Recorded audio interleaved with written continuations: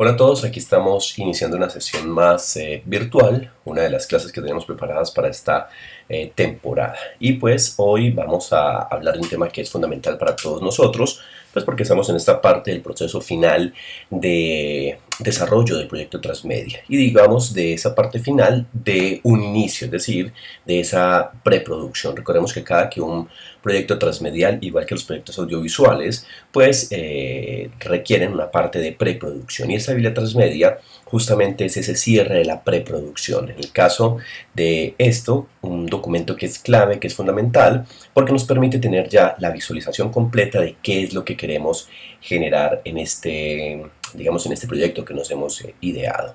Básicamente esta presentación vamos a tenerla a partir de varios elementos. Uno, vamos a ver eso que llamamos la Biblia Transmedia, que seguramente ustedes ya han visto varias sesiones, han escuchado hablar de ello, se han referido, nos hemos referido en clase al respecto, y aquí vamos a puntualizar sobre algunos temas y vamos a clarificar, digamos, esos elementos que pueden ser novedosos, que pueden ser distintos y que además tienen combinación o tienen que ver con esas otras sesiones que hemos tenido sobre cómic, sobre guión para videojuegos, sobre el call to action. Digamos que esos elementos son perfectamente conectables con estos elementos de la Biblia Transmedia. Digamos que aquí están la resolución de esos insumos que hemos visto en las partes anteriores. Entonces, en esta sesión vamos a tener los 4 puntos claves, digamos que esos grandes ejes que tienen que ver con la Biblia Transmedia, que son la investigación, la narración, la parte ya de los soportes y una parte final de lo que tiene que ver con ese diseño. Vamos a mirar esos elementos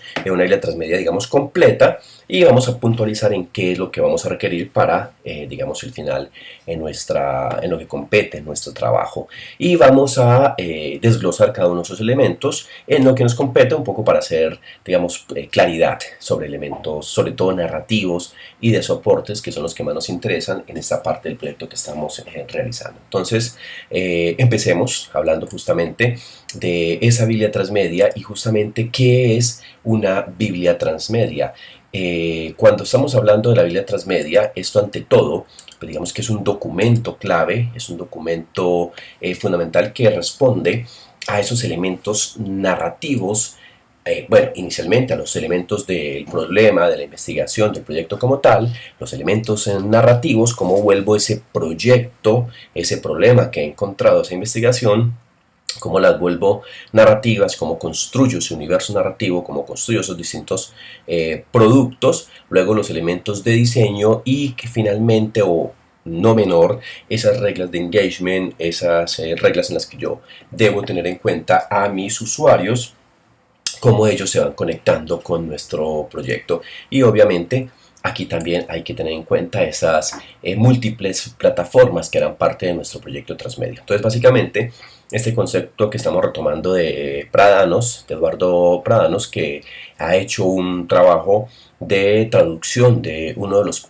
digamos, de los referentes en tema de Biblia Transmedia, que ha sido Gary Hayes, un australiano. En el 2012 hace un documento manual muy para estos elementos. Es un documento que todavía sigue siendo vigente, aunque hay una crítica, por lo menos que algunos le presentamos al documento de Hayes y que Prada nos ha traducido al español, y es que está muy enfocada en la parte audiovisual. Si bien los sistemas transmediales pues tienen muchos componentes audiovisuales, por lo que tiene que ver hoy la web, por ser uno de los, digamos, formatos más importantes, los soportes más importantes dentro de esta, de la cibercultura, pues básicamente también hay que tener en cuenta que existen otros elementos que no solamente son audiovisuales y que también habría que hacer un requerimiento. De hecho, cuando Gary Hayes habla de la Biblia Transmedia, pues hace casi que una extrapolación de esa Biblia de producción, básicamente de los productos audiovisuales. Aquí vamos a hacer unos elementos, vamos a hacer unas pequeñas conexiones y vamos a explicar un poco para salirnos o para tener unos aportes adicionales al documento muy importante de Gary Hayes, y que vamos a, obviamente, a intentar llevar a otros elementos. Entonces empecemos con esos 4 puntos que les decía al principio, que son claves dentro de la producción de una Biblia Transmedia. Y el primero tiene que ver con ese soporte conceptual. ¿Qué es eso? Es lo que ustedes ya han realizado o ya han realizado hasta ahora, es decir, la investigación. Aquí cuando nosotros hemos hablado de los datos, qué es lo que he encontrado, ojo, datos cualitativos y datos cuantitativos sobre mi investigación, y cuál es el objetivo que yo tengo allí.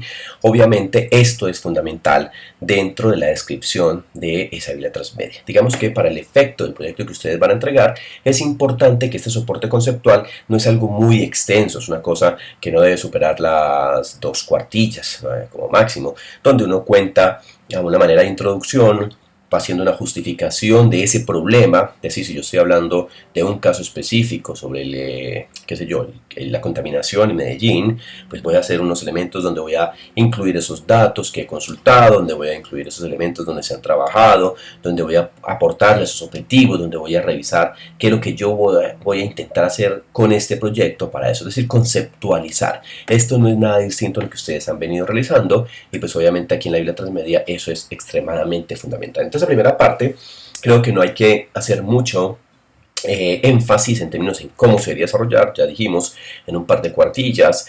Aquí no hay problema de extensión, si es más, si es menos, no pasa nada con eso. El tema es que sean lo suficientemente claros con el proyecto, el problema que ustedes tienen, los objetivos que ustedes quieren lograr con esto y cómo realmente un proyecto transmedial, es decir, multiplataforma, donde está la conexión narrativa como el eje central, importante, sea narrativa de ficción o de no ficción, como esto realmente ustedes consideran que será un elemento que ayuda a solucionar ese problema. Entonces, clave esa primera parte. Un segundo elemento fundamental también dentro de la Biblia Transmedia tiene que ver con el componente de la narración, y quizás ese es el elemento más importante o el que realmente da cuenta de lo que tiene que ver con las narrativas transmedia, justamente, pues ese elemento de lo narrativo, de lo narratológico, pues aquí debe hacer presencia supremamente fuerte. Aquí debemos tener en cuenta algunos puntos, 5 puntos que hemos definido acá, que ya ustedes seguramente los han trabajado y que sé que estos puntos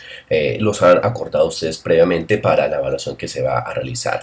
Esos puntos tienen que ver básicamente con el universo narrativo. Hemos insistido y seguimos insistiendo en el universo narrativo, y recuerden que el universo narrativo no tiene que ver específicamente con la historia.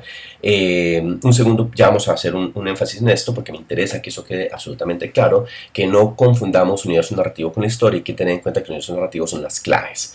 Segundo, la obra seminal. Ahí ya empiezan las historias, empieza ya el mundo posible a construirse, sea de ficción o de no ficción, esa obra seminal, pero la narrativa como elemento fundamental dentro de ese elemento. Los puntos de giro, que son claves, ya vamos a mirar también qué significa eso de los puntos de giro, qué significan esos elementos que van generando, digamos, cambios, que van generando distintos elementos alrededor de el proyecto. Los personajes que ustedes ya han venido trabajando y pues que aquí hay que puntualizar, y sobre todo que en un proyecto transmedial pues los personajes tienen que ser supremamente bien definidos, muy bien caracterizados, porque deben estar transitando entre distintas plataformas y la construcción debe ser suficientemente multidimensional de los personajes. Nada de personajes unidimensionales, planos, que no aporten nada, porque un personaje que puede ser un simple personaje terciario dentro de un proyecto X, por ejemplo en la obra seminal, puede ser un protagonista dentro de otro producto, en una expansión narrativa, y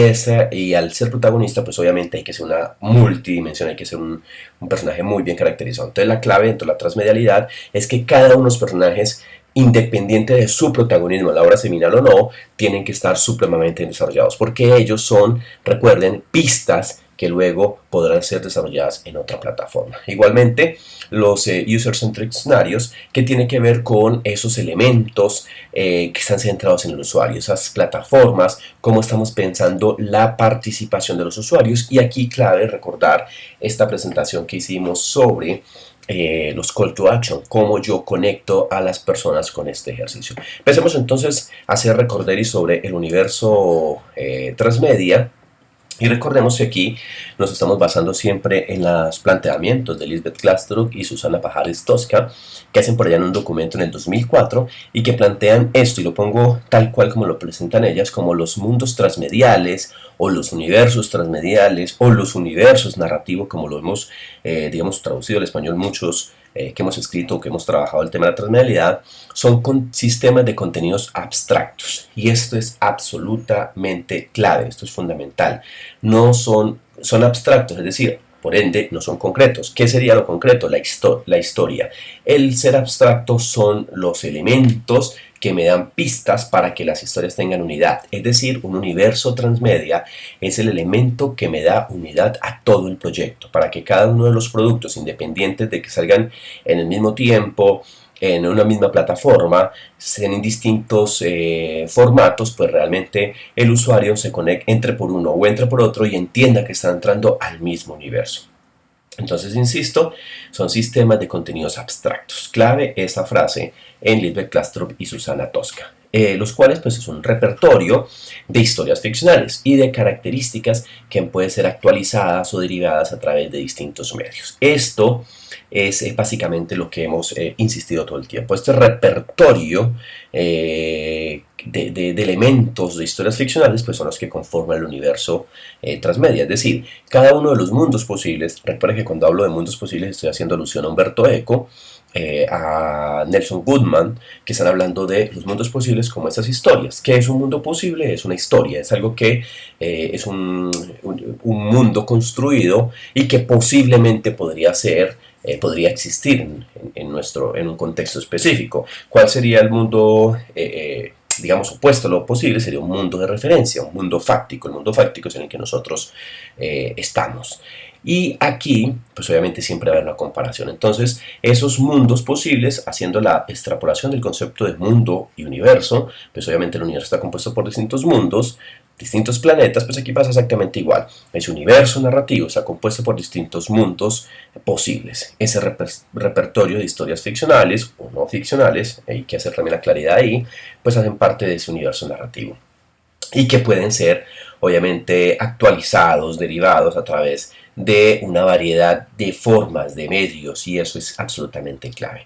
Aquí, ¿qué hay que tener en cuenta? Y ustedes, digamos que lo han tenido muy claro, lo han escuchado una y otra vez, y creo que esto ya está claro para todos, pero sin insistir siempre en eso es importante, y es que para que exista, digamos, estos elementos que son fundamentales allí, hay que tener tres puntos claves: un mitos, el origen; un ethos, la ética; y un topos, el tiempo y el espacio, que son los que me dan las unidades para poder que cada uno de esos mundos que se construyan, obras seminales, los distintos productos expansores, pues lo que hagan es conectarse a esas mismas pistas. Damos algunos ejemplos de esos, digamos, de esos mundos. Aquí hay un multiverso, el multiverso de Star Wars. Esto posiblemente, pues por el tamaño, además pues por el mismo tamaño de la franquicia de Star Wars, pues puede que no lo veamos muy bien en pantalla. Ustedes tendrán aquí a la presentación, y con esa presentación ustedes tendrán la posibilidad, digamos, de profundizar con esto. También, bueno, les voy a aquí a presentar algo. Les voy a presentar aquí una página. Esta página que les estoy poniendo en este momento en pantalla, voy a ir pasándola, se llama Living, es un blog que se llama Living in Star Wars, y esto pues aquí permite un poco ver todos los elementos de ese mundo narrativo. Aquí lo que están viendo en pantalla, en la parte aquí ya está en la parte superior de la pantalla, es el desarrollo de ese Star Wars Multiverse, donde ustedes pueden encontrar cada una de esas, digamos, explicaciones de cómo se ha desarrollado el universo narrativo de Star Wars. Bien, entonces ahí eso es extremadamente importante. Entonces aquí volvamos a el tema del multiverso de Star Wars. Aquí se está describiendo cómo arranca.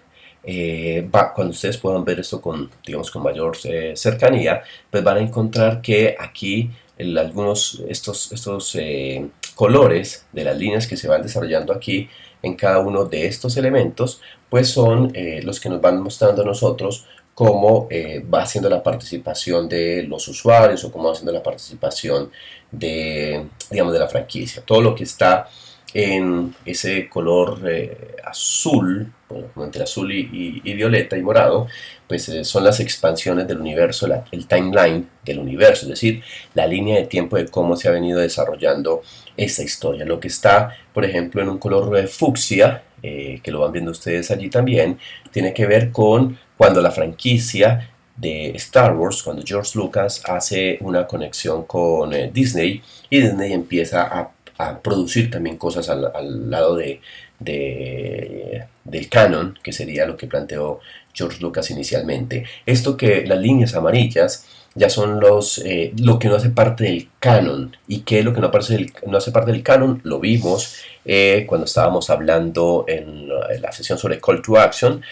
Lo que no hace parte del canon es el fandom, o sea, las producciones de los usuarios. Esto aquí, por ejemplo, está reconociendo cómo los usuarios han expandido cada uno de sus proyectos. Igualmente, otros tipos de fandom que van apareciendo en juegos y, digamos, algunos canons ambiguos que van desarrollándose a lo largo de la historia, que serían esas líneas rojas. Entonces, aquí uno puede ver en esa línea de tiempo cómo se van desarrollando ese universo narrativo. Ese es un ejemplo, el universo narrativo de Star Wars, digamos ese multiverse, como lo llaman ellos, que sería básicamente ese universo transmedial, ese universo narrativo. Este que está un poco más complejo de ver así a simple vista es el universo narrativo de Marvel, que es otra de las franquicias interesantes. Miren que aquí ha empezado a aparecer una cosa muy importante con el tema de las franquicias, que uno ya empieza a hablar de universos narrativos de Marvel, universo narrativo de Pixar, universo narrativo de Lucas, es decir, casi que las empresas se vuelven universos narrativos o multiversos, y eso es un elemento muy importante que ha pasado gracias a este tema de la cultura de convergencia y donde se han instalado los sistemas transmediales, esto de la posibilidad de empezar a conectar historias. ¿Qué han hecho las empresas? Las grandes franquicias crean personajes supremamente muy bien elaborados, supremamente muy bien desarrollados. Ojo, ahí insisto, no importa que para un producto ese personaje sea un terciario, un secundario, sea un actor casi que de reparto, un personaje de reparto en este caso, hay que desarrollarlo supremamente bien, porque ese personaje luego puede tomar una fortaleza muy grande, un protagonismo supremamente importante y aparece en otra plataforma. Entonces, lo que han hecho estas franquicias básicamente es eso. Aquí, por ejemplo, en este multiverso de Marvel, se plantean ya la aparición en el 2008 de un personaje de Iron Man y del increíble Hulk que aparece en dos películas, cada uno en película independiente. Pero ¿qué pasa en el 2010? Estos dos personajes se conectan y aparece un nuevo producto con ellos. Y luego en el 2011 van apareciendo otro personaje que es Thor y Capitán América. Se van lanzando de a poquitos. Y en el 2012 se ensamblan todos en un gran producto que son los Avengers. Entonces hay un ensamblaje de todos estos personajes. Ahí igualmente en el 2013 sale una segunda parte de un Iron Man. En realidad ya es una tercera parte de ese Iron Man. Luego aparece una expansión más de Thor. Y luego van apareciendo los Guardianes de la Galaxia, donde se van conectando más. En fin, ahí van apareciendo todos sus elementos. Y vamos viendo también los colores, nos van indicando si son qué personajes son. Además están Iron Man, Hulk, Thor, Capitán América,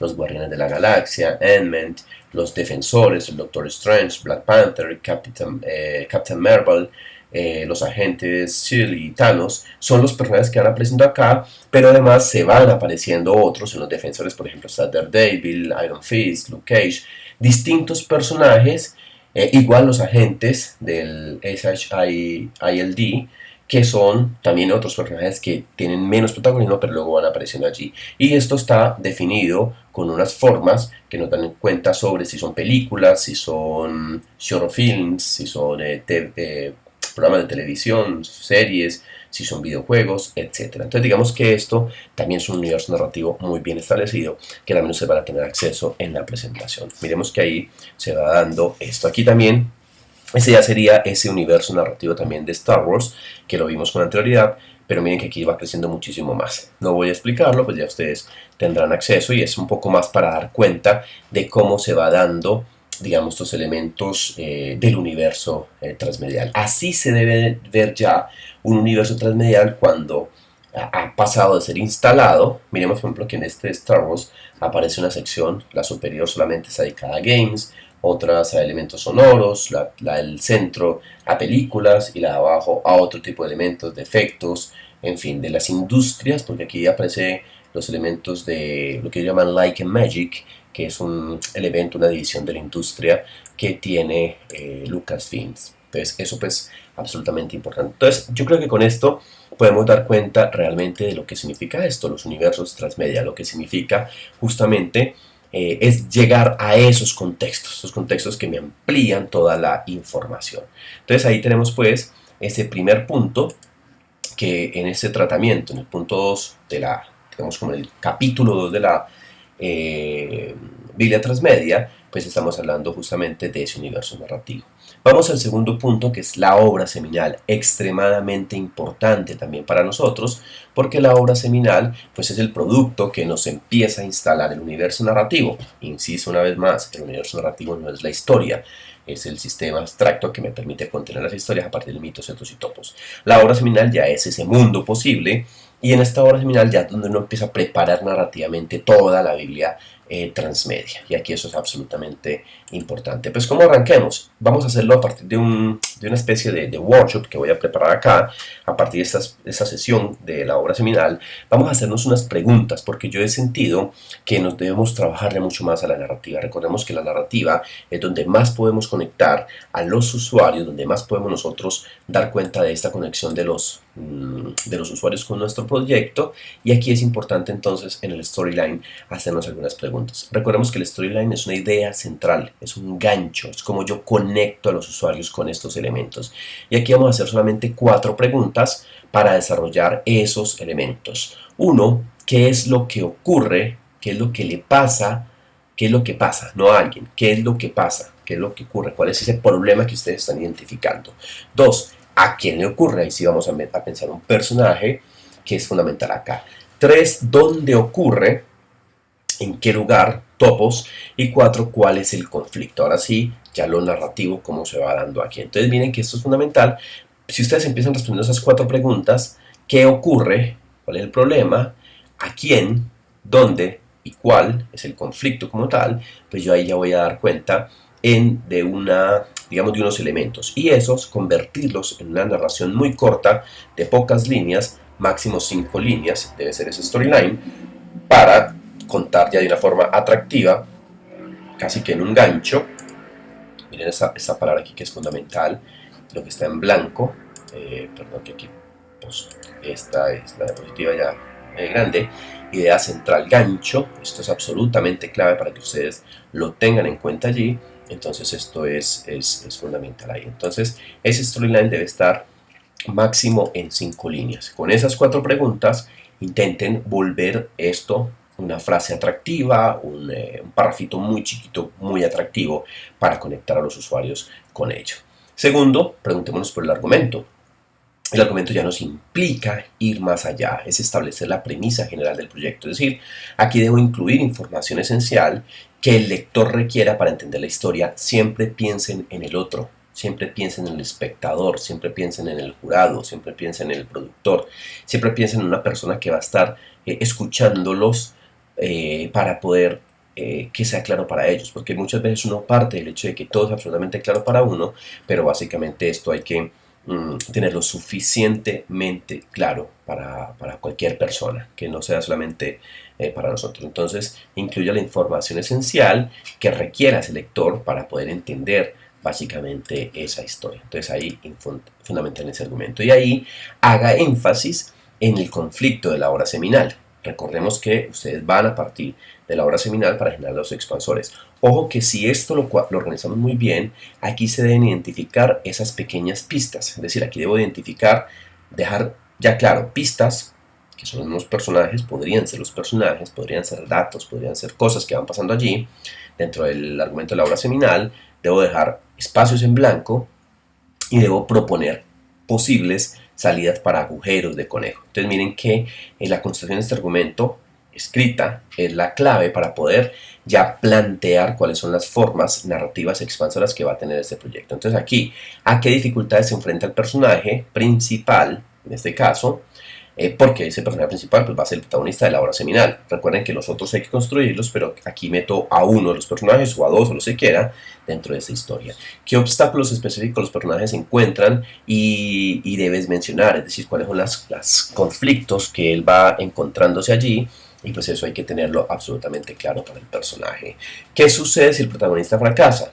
Entonces hay que pensar también en esos elementos. ¿Qué pasa si le va bien? ¿Qué pasa si le va mal? Además, recordemos, para los que están trabajando videojuegos y que ya lo vimos en la sesión virtual sobre videojuegos, a los personajes hay que construirles, cuando estoy haciendo un guión de videojuegos, construirles toda la historia en el caso de lograr el objetivo y en el caso de no lograr el objetivo. Porque en el videojuego hay que desarrollar las mecánicas de juego, como ya lo vimos en una sesión, y eso pues es fundamental para este elemento. Entonces, claro, ese argumento, y también ese argumento muestra el desarrollo de ese personaje. Aquí hay que empezar a profundizar en eso, a dar claridad de una manera sintética, que no hay que irnos pues a exponer toda la vida, para eso vamos a tener la caracterización de los personajes, dejar claro que él o los personajes principales no son unidimensionales. Insisto en esto que he venido planteando a lo largo de esta sesión virtual, proporciona información de quiénes son los personajes y cómo se da su evolución.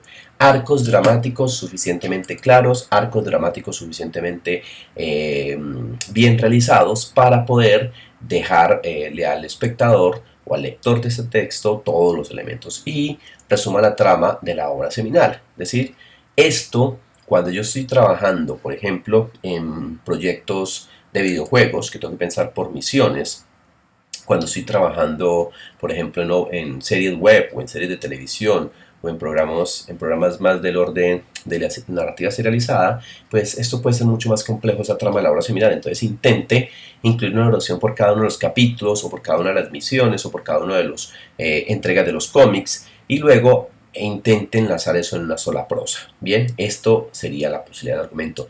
Cuando es un proyecto del orden de los autocontenidos, recordemos una vez más que un autocontenido es un producto que tiene inicio, nudo y desenlace, es decir, un corto, una película que tiene una narrativa cerrada, pues ahí quizás el argumento es mucho más fácil porque va a contar el argumento de esa historia. Pero cuando son capitulares, pues digamos que se pueden encontrar con esa problemática al respecto. ¿Qué debo tener en cuenta ahí? Esto hagámoslo en una página, el argumento en una página. Entonces miren que no hay tampoco un desarrollo excesivo de elementos escritos. Tenemos aquí es la puntualidad, los elementos que ustedes pueden tener claros para poder desarrollar con mucho más fuerza esos elementos que se van dando dentro de la construcción de esa narrativa de la obra seminal. Entonces ahí tenemos esa parte del argumento. Muy bien, siguiendo con esto, pensemos ahora en la estructura. La estructura, que es básicamente la escaleta o el desglose, haga resumen de en uno o dos párrafos de toda la serie, si es una serie, de todo el, digamos, las misiones de un juego, de todas las entregas o capítulos de un cómic, de todos, bueno, o de un proyecto como tal, autocontenido, pues cómo voy a desarrollar ese tipo de cosas. Igualmente, si es un ejercicio documental, pues obviamente los de documental se van trabajando entrevistas, por ejemplo, que hay algunos que están partiendo de la no ficción, pues hay que tener en cuenta también ese desglose de la escaleta de esto. Regularmente cuando estamos trabajando desde lo documental, pues uno se puede encontrar con que vamos a tener primero ese material recogido, esos datos e información, y pues ahí pueden partir ustedes para desarrollar esos elementos. Esto hagámoslo en dos párrafitos. Entonces, muy sencillo, dos párrafos para dar cuenta básicamente de esta estructura. Bien, entonces miren por ejemplo que con estos elementos del storyline de la obra seminal, entonces voy a hacer aquí recapitulación, el storyline y el argumento y la estructura. Bien, estos elementos, storyline, argumento y estructura, para dar cuenta de la obra seminal. Aquí debe quedar absolutamente claro. En la obra seminal tiene que quedar absolutamente claro todas las posibles pistas, espacios y agujeros que van a surgir para poder construir las expansiones narrativas del proyecto. Recordemos que para efectos de nuestro trabajo es importante tener el universo narrativo construido a partir de una obra seminal y por lo menos 4 productos adicionales más. Es decir, si yo tengo un videojuego para arranque, con todos los argumentos de por qué es un videojuego, con la construcción de ese elemento del videojuego, voy a tener adicional. Entonces, ¿cuál es? Voy a hacer una expansión en un cómic, por decir algo. Voy a hacer una expansión en un cortometraje. Voy a hacer una expansión en un juego de mesa. Voy a hacer una expansión en una app. Esos 4 productos cómo dialogan, si son paratextuales o diegéticos y cómo son las relaciones. Puede ser que yo tenga la expansión de uno y ese a la vez tenga la expansión de otro, es decir, eso ya es indiferente y sería muy interesante además para que no todo pegue a la obra seminal, para que haya también otros productos que puedan ser obras núcleos ahí. Entonces ya tenemos estos primeros puntos: universo narrativo, obra seminal. Vamos a pensar en los puntos de giro. Aquí no voy a hacer un desarrollo mucho más amplio. Ustedes saben que los puntos de giro, los plot points, en términos narrativos, son esos puntos de clímax que dan cambios para otro acto. Estamos hablando, por ejemplo, de una estructura aristotélica. Pues yo básicamente pienso acto 1, acto 2, acto 3. En el acto 1 tengo un punto de giro, que es ese conflicto, paso al segundo acto. En el acto 2 tengo un punto de giro, que es el clímax, y me da la resolución. Bien, son como esos puntos shift que me hacen un giro, un cambio en la historia narrativa.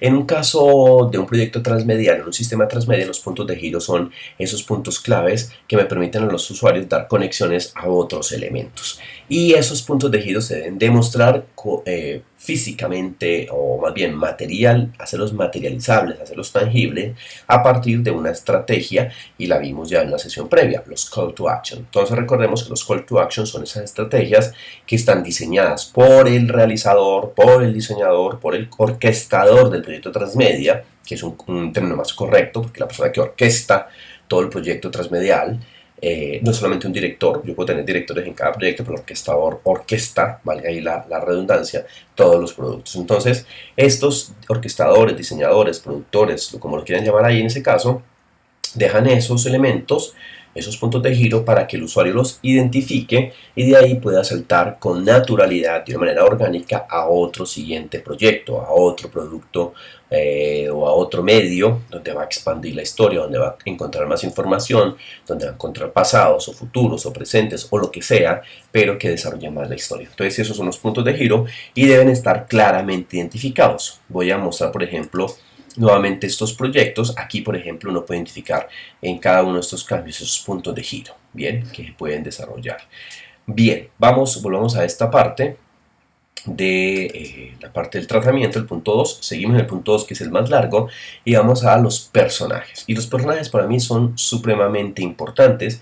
Insisto una vez más, porque aquí nada de personajes unidimensionales. Aquí cada personaje tiene que tener un desarrollo absolutamente claro, absolutamente definido. La caracterización tiene que ser con todas las de la ley. Aquí no podemos tener personajes medianamente concebidos, que le puse el nombre y que dije que era alto y rubio y con eso es suficiente. Para nada. Aquí hay que construir todas las posibilidades. Hagan uso, me imagino que ustedes ya han trabajado en guiones anteriores, en materias de guión anterior, pues seguramente han trabajado teorías de personajes, pueden haber trabajado la teoría de los diamantes de personajes, pueden haber trabajado teoría de actantes de Greimas, los roles actanciales, pueden haber trabajado las formas de construcción de personajes, por ejemplo, que hace McKee, o las formas de construcción de personajes que hace Sitfield, con las 4 características: necesidad dramática, necesidad dramática, se me escaparon en este caso, cambio, punto de vista y actitud, las 4 necesidades, las 4 características de Sitfield para personajes. Y eso, pues cualquiera de esas son fundamentales o funcionales, son interesantes para esto. También piensen en la teoría de la iluminación de personajes, para pensar en personajes secundarios, cómo se van construyendo, o las distintas dimensiones de un personaje.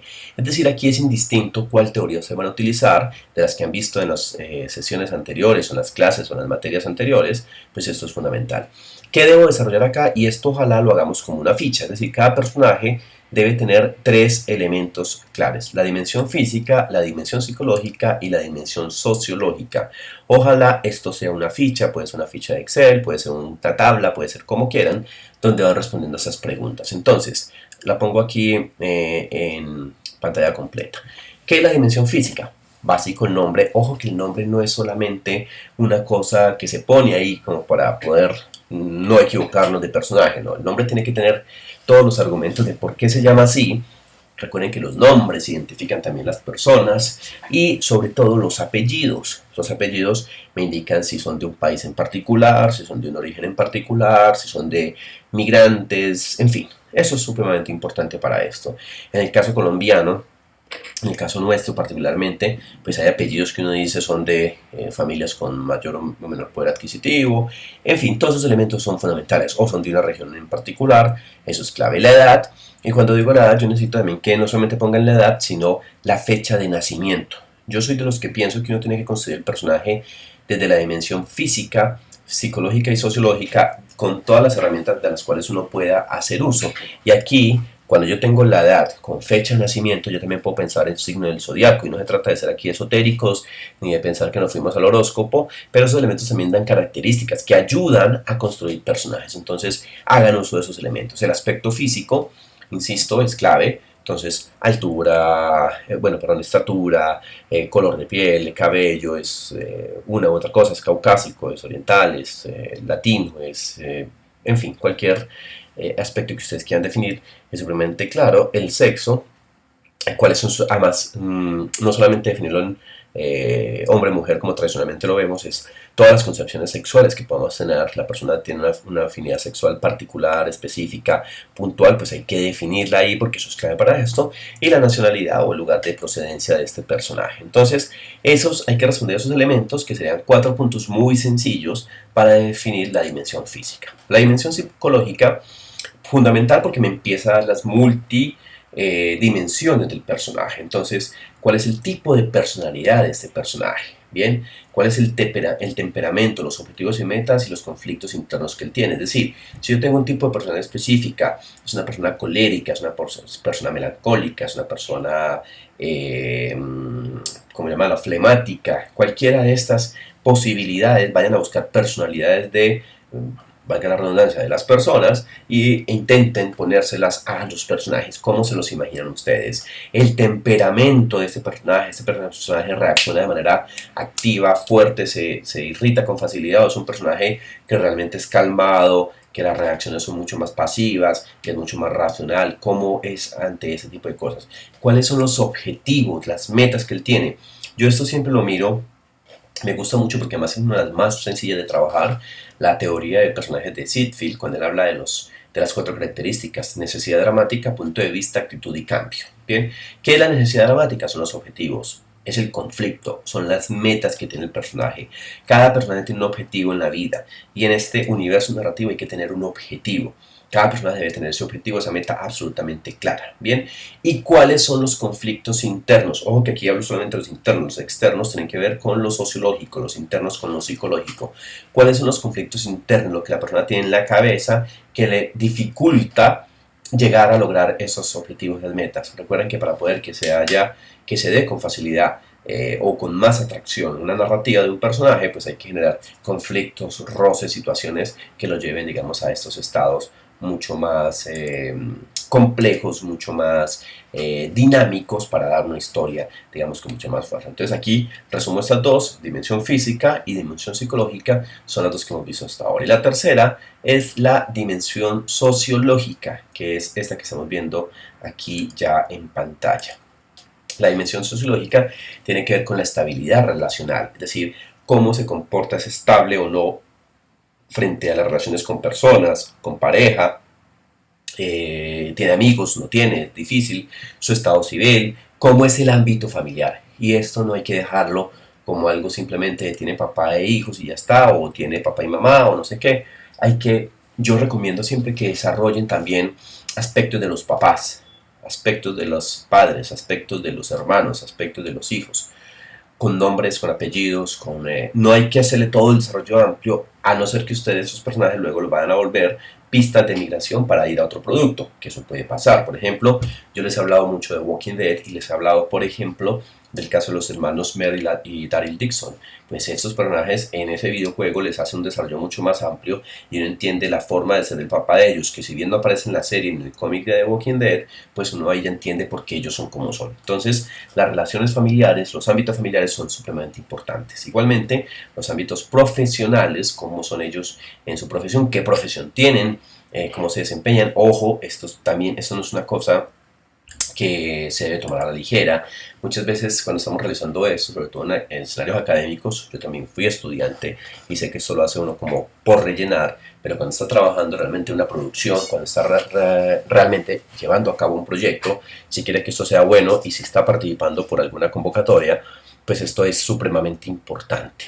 ¿Cómo desarrollo realmente ese ámbito profesional, educacional? No es lo mismo los que estudiamos comunicación, no es lo mismo con el que estudia administración, no es lo mismo con el que estudia psicología, sino no es lo mismo una persona que estudia una carrera de humanidades que una persona que estudia una carrera de ciencias básicas, bien, de ciencias exactas. No es lo mismo la cabeza de un ingeniero que la cabeza de un médico, o la cabeza de un comunicador y la cabeza de una persona, qué sé yo, de un área de estas ciencias más duras. Esto nos hace ser distintos y estas distinciones se deben ver reflejada en el personaje. Usted no me puede decir que el personaje es supremamente flexible, no sé qué, una cosa así súper loca, pero el personaje se comporta, luego está diciendo que se comporta de manera súper rígida. Eso puede llegar a pasar, pero hay que ser un argumento, hay que darle claridad con todos los elementos, que eso fluya, que es casi que revísense cómo son ustedes, cómo han sido y cómo son ustedes en esencia, porque esto es lo que le permite a uno construir muy bien luego a sus personajes. Entonces, claro, también con esos elementos del ámbito profesional. Igualmente con el educacional, digamos que ahí también lo estoy demarcando, y el marco espacial, cómo se desarrolla, cómo se desenvuelve ese personaje en el contexto donde él vive, cuál es su marco espacial, cómo él, digamos, está en contexto. Y aquí sí van los conflictos externos, quién lo saca de quiso, con quién se pone en problemas, quién es ese personaje que termina siendo como ese antagonista que lo pone a llevar a cabo. Antagonista en este caso, que puede ser un protagonista en otra historia, en otro proyecto. Entonces miren que aquí, haciendo entonces nuevamente resumen, estamos hablando de la dimensión física para la caracterización de personajes. Estamos hablando de la dimensión física, estamos hablando de la dimensión psicológica y estamos hablando de la dimensión sociológica. Hay que resolver estos tres puntos, estas tres, digamos, dimensiones, con cada uno de esos punticos, haciendo pequeños, un párrafo de cada una de estas nos puede ser suficiente. Entre más información tengamos, más podemos sacarle a los personajes. Y ahí yo puedo luego poner en conflicto, miro cómo es uno contra otro, como si a este lo saca de quicio. Yo creo un personaje, digo que lo saca de quicio, un personaje tipo, es alguien absolutamente psicorrígido y lo saca de quicio esa gente que es súper volada, flexible, llegan tarde, no les importa nada, todo el cuento. Si se lo saca de quicio, pues es un personaje, otro personaje cualquiera, le creo todas esas características para luego enfrentarlos en un producto distinto, para una obra de una expansión narrativa, y ahí los pongo ya a conflictuar. Entonces miren que esto me va dando naturalmente la resolución de lo que yo necesito. Vamos a el tercer punto. Entonces voy a hacer aquí recapitulación de la obra de la Biblia Transmedia. Punto 1, la investigación. Punto 2, la narración, que ahí ya vimos, universo narrativo, obra seminal, punto de giro, personajes y el uso de escenarios, que eso básicamente es cómo estoy desarrollando todos los elementos. Aquí es clave que revisen muy bien eso de call to action, cómo esos elementos van a permitir conexión y van a permitir ¿cómo llamarlo? La penetración, la participación de los usuarios dentro de unas distintas soportes, cómo estamos pensando y cómo estamos generando esos escenarios dirigidos específicamente a los usuarios. Ahí clave todo el desarrollo que ustedes han realizado sobre los usuarios que ustedes han definido, el público objetivo, esos elementos a los cuales tanto hemos insistido y que deben estar muy bien argumentados, muy bien clarificados, pues eso aquí es totalmente clave. Vamos entonces al tercer punto, que tiene que ver ya con los soportes y lo que llamamos las especificaciones funcionales de la Biblia Transmedia. Aquí estamos hablando de las plataformas y canales, las reglas de engagement, el user journey, los timelines y las interfaces. Bien, ¿cómo se va a dar eso? Aquí vamos a ver algunos elementos, pues plataformas y canales, creo que esto es absolutamente claro. Vamos a trabajar justamente con las plataformas que ustedes han definido.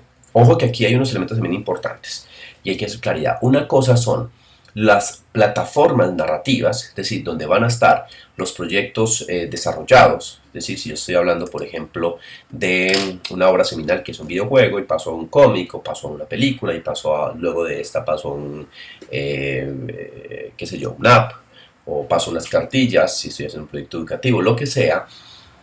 Estos elementos tienen que ver con las plataformas narrativas. Aquí estamos hablando de otro tipo de plataformas y canales que tienen que ver también, adicionalmente a eso, con las plataformas de circulación donde van a estar los proyectos moviéndose, ¿bien?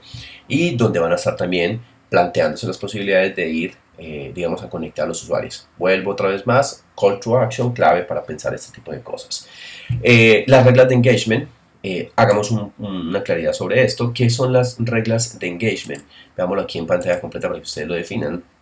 Tiene que ver con todos, digamos, esa definición en esa sección de la Biblia Transmedia de la interfaz y los aspectos de usabilidad de las plataformas. Como yo estoy pensando siempre bajo la perspectiva del usuario. Ustedes deben pensar siempre en cuál es el interés que tiene el usuario sobre esto, y para eso hay que hacer investigación sobre usuarios. Pues como para este efecto, este proyecto no tenemos eso tan desarrollado por tiempo, porque estamos apenas, digamos, trabajando y aprendiendo sobre estas cosas, pues sí es básico, insisto una vez más, ir a esas encuestas que ya existen, la de consumo cultural del DANE, la de Comscore, la de el Google Barometer, donde me están haciendo encuestas. Hay que buscar muchas en internet, donde están haciendo muchas encuestas, donde están viendo cuáles son las formas de consumo de distintas personas. Entonces aquí yo miro las perspectivas del usuario.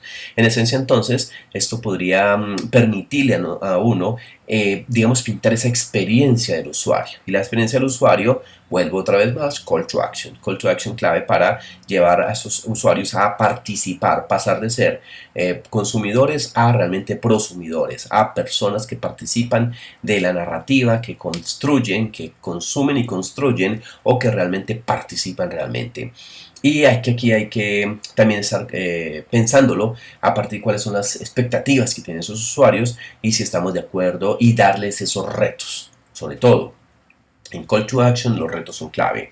En videojuegos los retos son clave. Entonces, en algunos formatos los retos son supremamente clave. Estoy pensando en proyectos educativos, los retos son clave. Entonces, retos fundamentalmente son supremamente claves para este tipo de proyectos. Igualmente, hay que desarrollar dentro de las reglas de engagement cuáles son las mecánicas de juego, y no solamente estoy hablando de juegos de video, que también lo vimos en la sesión virtual que hicimos sobre los juegos de video, la contribución y cuáles son las mecánicas de participación de los usuarios, ellos cómo contribuyen a la producción de más nuevos proyectos o al consumo de estos, y luego la apropiación y el compartirlos, la suscripción, que eso tiene que ver con call to action básicamente.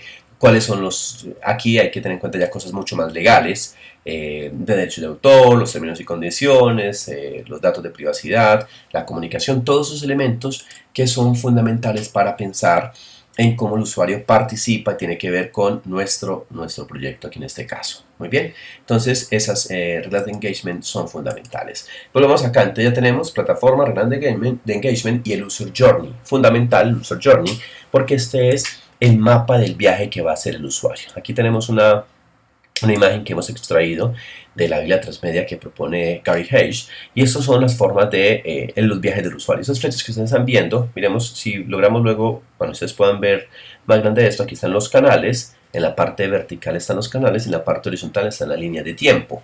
Entonces, cuando uno está viendo este tipo de elementos, pues se puede dar cuenta que él entiende, o se entiende en este caso, los canales como cada una de esas plataformas. Está, por ejemplo, poniendo aquí Flickr, YouTube, Foursquare, Twitter, Blog, Facebook, etc.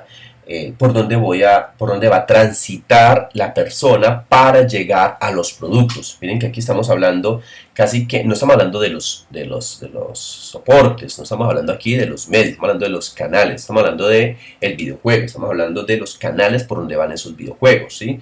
Para poder que la gente llegue.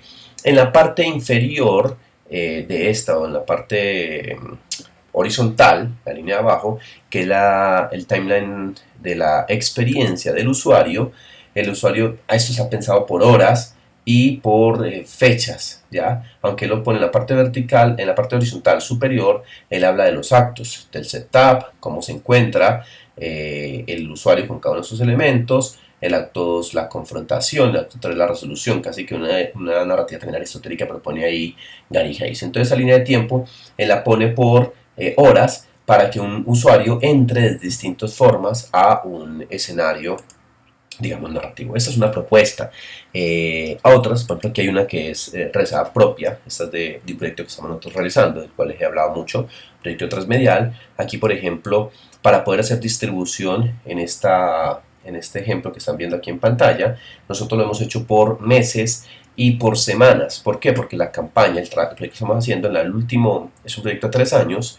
En el último año, desde el mes 25 en adelante, empieza toda la campaña de distribución y el acceso del usuario, cómo va a entrar acá. Miren que aquí también están los canales. Esta es una dimensión distinta a lo que van a ver en la parte superior. En esa campaña de expectativa del proyecto aparecen además Facebook, YouTube, Instagram y Twitter. Están pensados para las audiencias que estamos nosotros definiendo, que son ya, después del estudio que realizamos, las que se han definido que tienen que ver ahí básicamente con este tipo de consumos.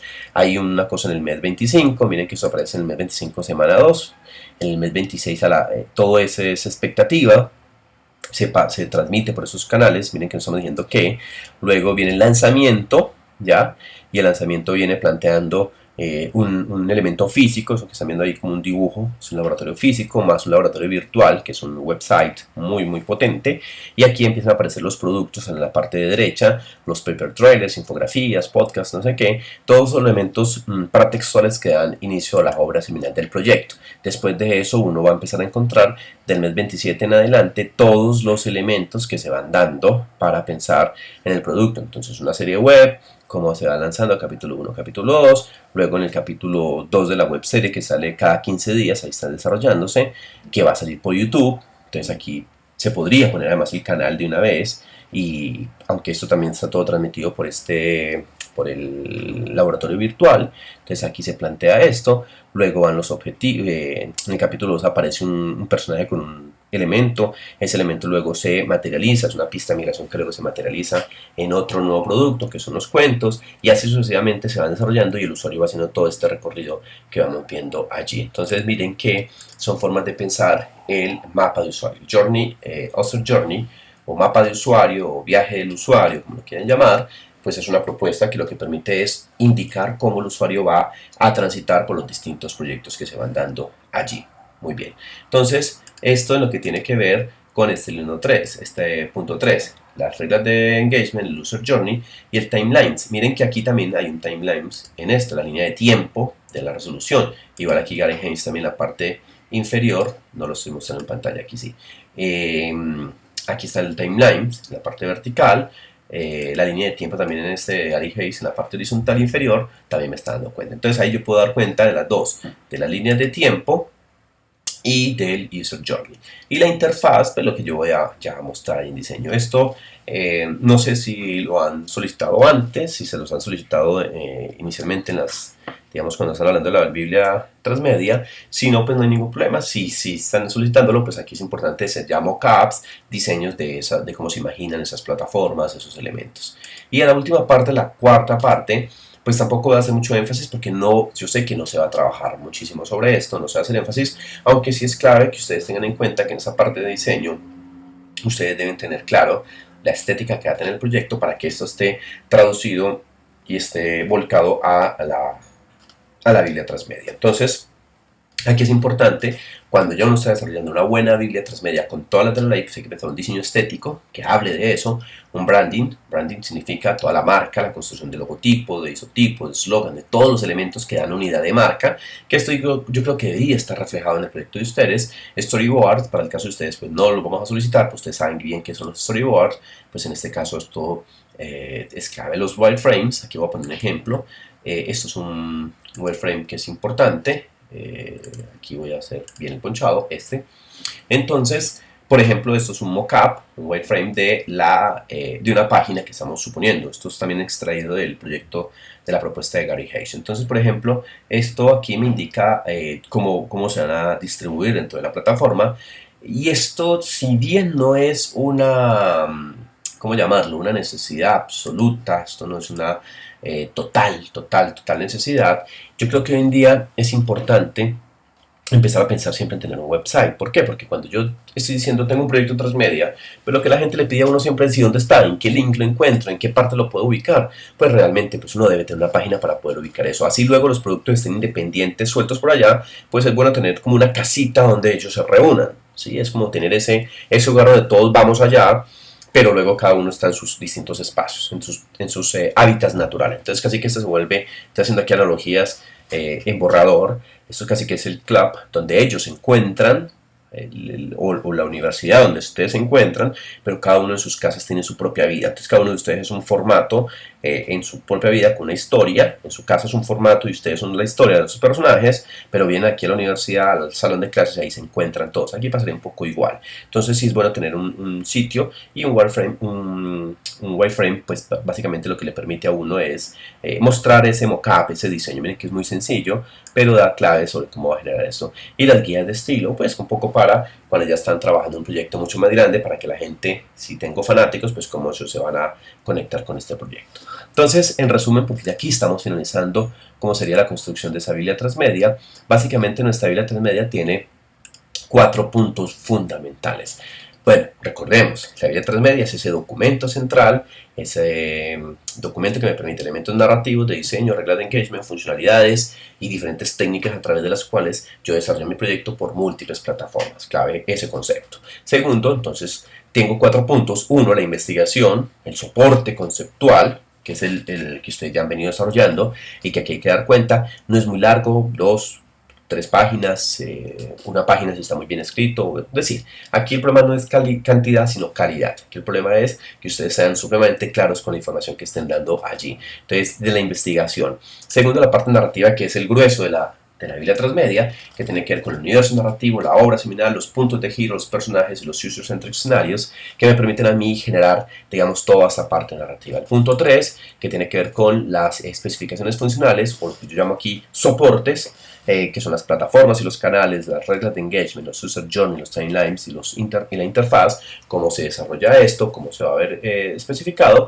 Y la parte 4, que son las especificaciones de diseño, básicamente el diseño, que es el estético, el branding, los storyboard, wireframe, guías de estilo. Recuerden que no todo eso se lo tienen que desarrollar, ya lo hemos hablado en sesiones anteriores, pero aquí pues que quede absolutamente claro cómo se desarrollaría todo eso. Esto es pues la sesión, aquí tengo la referencia de que estamos utilizando, hicimos cuenta de Gary Hayes con la propuesta clase de cómo escribir una producción transmedia, una biblia de producción transmedia, Clustering Tosca porque hablamos del universo narrativo, un poco está lo que nosotros hemos referenciado sobre el proyecto de transmedia, donde están las líneas de tiempo, Eduardo Pradanos, que ha hecho un poco el tema de la diferenciación entre transmedia y crossmedia y cómo nos ha traducido un poco estos elementos, y hay el link de la página de Star Wars, que les mostré también ahí el blog, donde pueden sacar más información, donde pueden un poco ir más en profundidad para entender este tipo de cosas. Entonces ahí está pues el tema de la Biblia transmedia. Espero que esto haya sido claro. Recuerden siempre cualquier duda, cualquier inquietud, el correo de fmontoya@udm.edu.co.